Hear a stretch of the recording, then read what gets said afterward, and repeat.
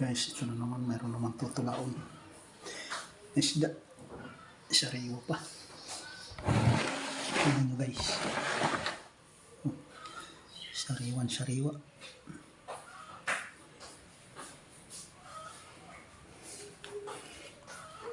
Taba ito guys.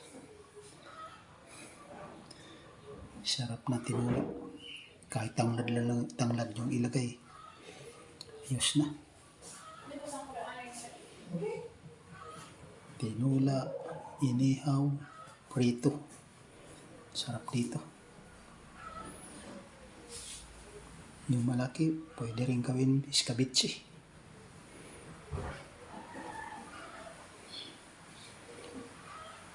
Sarap ito guys. Tinula.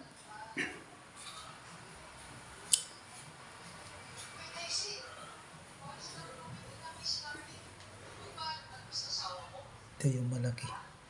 Saka yung dalawa na yan. Yung medyo maliit naman ito. Saka yan. Yun ang medyo maliit.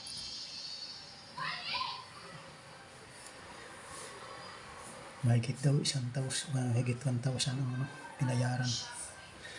350 ang kilo. 314.